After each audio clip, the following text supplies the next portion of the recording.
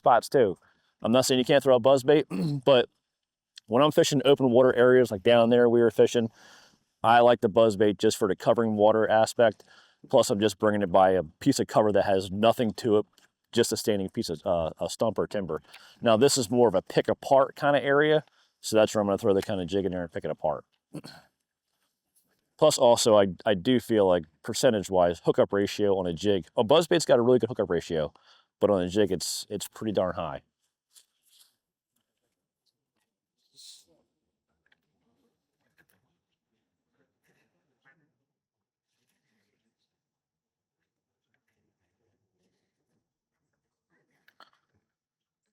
There he is.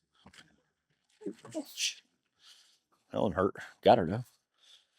Now, a river is all relative too. Like, you know, in this place, it's a good little keeper fish. It's a 12-incher. It doesn't matter the size. It's all about numbers on river systems. Because the more you can catch, the percentage of catching a bigger one's gonna go way up. You know, typically here, 8 to 9 pounds, maybe 10 pounds on a good day, wins tournaments here. So that would be a typical river fish right there that I'd be looking for in my bag. Fill that limit up. And you can see it didn't take long. That was probably the first cast in there. Like, these fish that are coming down, they are going to be on this isolated cover. That is where they're going to be.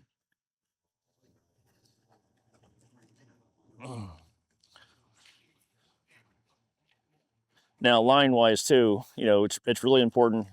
Both of these baits, I throw the same line. I'm throwing fluorocarbon, and I'll tell you why.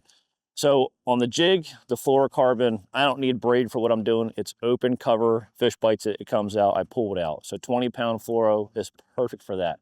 Now with the buzzbait, I also throw it on fluorocarbon too, 20-pound fluoro. And the reason for that is because I want to have a little bit of stretch. When I'm throwing that buzzbait in a 20-pound test, that's exactly what I get. If I was to throw it on braid, a lot of these fish, I think in these rivers, they really react really fast to a buzzbait, faster than they would in a lake as far as the bite goes.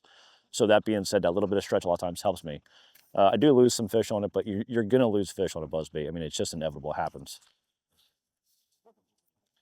Now, when you're going down a stretch like this, it literally can be just a twig. You would be amazed how many times I've been fishing river systems and I go down and there'd be a little twig. That's enough to keep that bass behind it just to stay out of the current. He doesn't have to even swim hardly at all.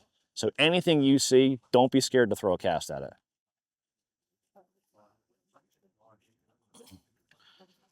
And always keep your eyes peeled on the bank, because when this water goes out, it's going to start getting cleaner and cleaner and cleaner.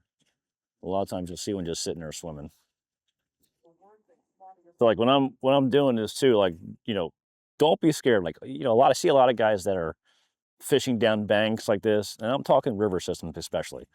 You know, all this right in between, don't waste your time. Go to that tree, go to the other tree, put your trolling motor on high, and once you're done with that tree or whatever you're fishing, dock, whatever it may be, go right to the next one. Don't waste any time in between, because literally time is behind you on this one, like, because we're running the tide.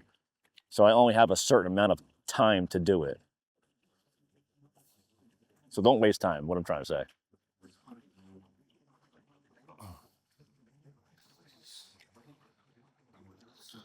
So right here, I'll turn the boat so you can see it. There's a little backwater right here and a little dump out. Now, it's not really an area that's got any kind of cover that the fish is going to hang on, but it's an area that's putting water on water. So anytime I see moving water on a river, so moving water on moving water, it's like a double-edged sword. It's an area that a lot of times a fish will be. So just pick up that buzzbait and just throw a few casts up there. If he's there, he's going to bite. If he's not there, then go right to your tree. This is the only exception to the rule if you're going down a bank and you see something like this, or an outfall pipe, something that's pushing water.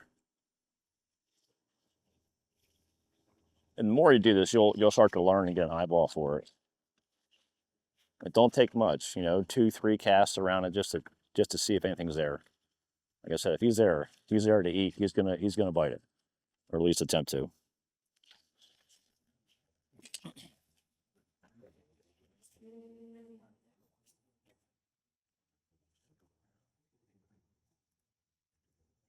Now, you know, trees on the bank like this, you can rotate an area like this for the most part, I think, the majority of the outgoing tide, but you'll start to find out like what the key tides are as far as on these areas.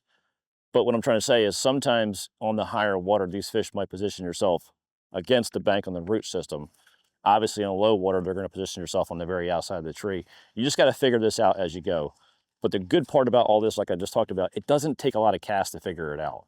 It's either they're there or they're not there. They're here to eat. That's the only reason they're here besides coming down and getting behind this thing. They're not going to pass a meal up going by their face.